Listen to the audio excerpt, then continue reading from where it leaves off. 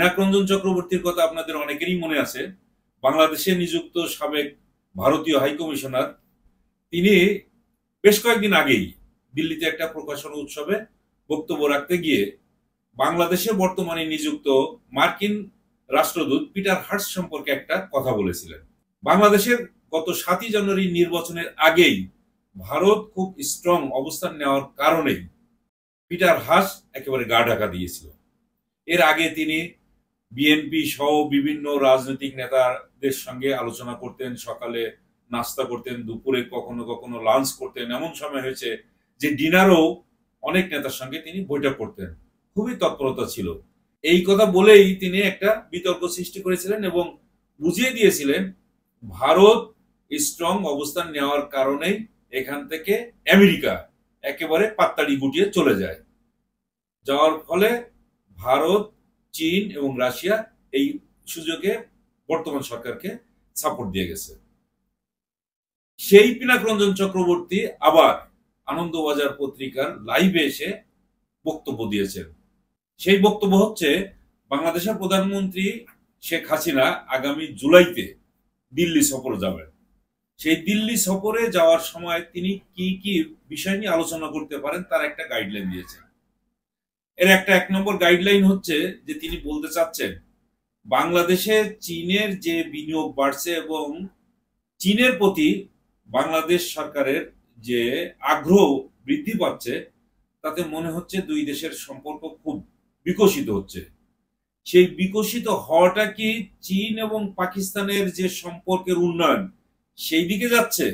তবে তিনি আবার বলছেন যে আমরা সেটা মনে করি না, তবে সতর্ক থাকতে হবে। আরেকটা কথা বলেছেন যে বাংলাদেশে এখন যে ধরনের বিনিয়োগ আছে, তারপর অর্থনৈতিক কর্মকাণ্ড আছে, এখানে প্রতিরক্ষা সরঞ্জাম যা কিছু তৈরি করা হয় তার প্রায় 70% চীনের উৎপাদিত সামগ্রী, প্রতিরক্ষার খাতে বিশেষ করে।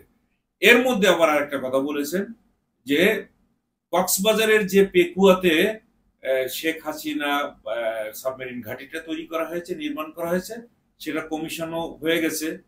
এখন সেইখানে যদি চীন কখনো পোর্ট কল করে তাদের সাবমেরিন এখানে নিয়ে আসে, তাহলে দেখা যাবে যে একেবারে ভারতের জল সীমার কাছাকাছি নাকি সেই সাবমেরিন যদি চলে আসে, তাহলে দেখা যাবে যে তাদের নিরাপত্তা ঝুঁকিতে থাকবে।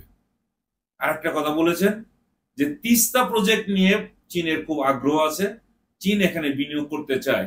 এই বিনিয়োগের পরিমাণটা বাংলাদেশের অনেক মানুষ জানেন, অনেকেই জানেন না। তবে আমি বলে রাখি, এই প্রজেক্টে দরকার হচ্ছে 8,000 কোটি টাকা, সেটা বিনিয়োগ করার জন্য চীন আগ্রহী আছে।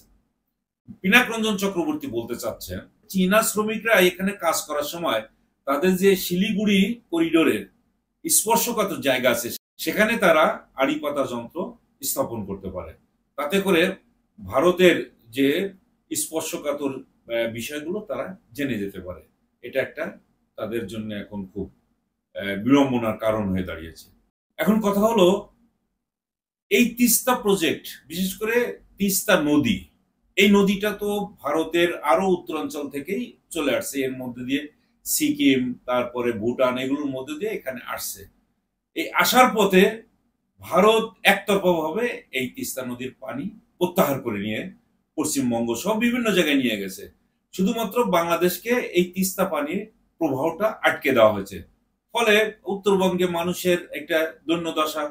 বন্যার সময় যখন বৃষ্টি বদল হয়, তখন বন্যায় ওই এলাকাটা প্লাবিত হয়ে যায়। আবার শুষ্ক মৌসুমে দেখা যাচ্ছে যে সেখানে আর কোনো ফসল ফলাদি কিছুই করা যাচ্ছে না পানির অভাবে। ঠিক সেই জায়গায় তারা যদি এই পানির প্রবাহ ঠিক রাখতো, তাহলে তো এখানে প্রকল্প করার কোনো প্রয়োজন ছিল না।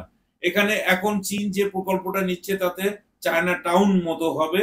সেখানে দুই পাশের মানুষ তারা পানি পাবে, ফসল উৎপাদন করতে পারবে, শহর হবে, তাদের ভাগ্যের পরিবর্তন আসবে। তারা কে না চায়? এটা তো অবশ্যই একটা বাংলাদেশের জন্য একটা ভালো দিক এবং এটা করা উচিত। তারপরে দেখা যাচ্ছে যে ফারাক্কা বাঁধেও সেখান থেকে পানি প্রত্যাহার করা হচ্ছে। এভাবে বাংলাদেশকে একেবারে পুরো মরুভূমিতে পরিণত করার একটা চক্রান্ত ভারতের। এই চক্রান্ত করেই বাংলাদেশকে একেবারে পদদলিত করে রাখা, তাদের মানে অধীনস্থ করে রাখা, এরকম একটা প্ল্যান আছে। তো পিনাক রঞ্জন চক্রবর্তী চাচ্ছেন যে এই কাজগুলি থাকুক, এখানে এই তিস্তা প্রকল্প করতে না দেওয়া হোক, পেকুয়াতে যে সাবমেরিন ঘাঁটিটা করা হয়েছে এটাও যেন কাজে লাগানো না হয়। অর্থাৎ মুদ্রা কথা হচ্ছে যে শেখ হাসিনা যখন দিল্লি সফর করতে যাবেন এই দুইটা সুনির্দিষ্ট বিষয় নিয়ে কিন্তু তিনি আলোচনা করলেন। একটা হচ্ছে সাবমেরিন স্টেশন আর একটা হচ্ছে তিস্তা প্রজেক্ট। এই দুইটা এখন ভারতের জন্য একটা মাথা ব্যথার কারণ হয়ে দাঁড়িয়েছে। তো এখন তো হবেই, তার কারণ হলো যে যখন 7ই জানুয়ারির নির্বাচনকে একেবারে একতরফা ভাবে করিয়ে দেওয়ার ক্ষেত্রে ভারত উঠে পড়ে লাগলো, সেখানে আমেরিকাকে এখান থেকে দূরে সরিয়ে দেওয়া হলো। তাহলে খুব স্বাভাবিকভাবেই তাদের চিরশত্রু যে চীন আরো এক ধাপ এগিয়ে তাদের দুয়ারে চলে আসবে। তাহলে দেখা যাবে যে ভারত এখন চীনকে যেমন ভয় পেয়েও আবার তাকে ঠেকাতে পারছে না, আবার আমেরিকাকে ইতিমধ্যে দূরে সরিয়ে দিয়েছে। দুইটা শক্তিকে কিন্তু এখন একাধারেই ভারতকে ফেস করতে হবে। উভয় সংকটে এখন কিন্তু ভারত ভারত কাকে এখন মোকাবেলা করবে? চীনকে মোকাবেলা করবে নাকি ভারতকে মোকাবেলা করবে?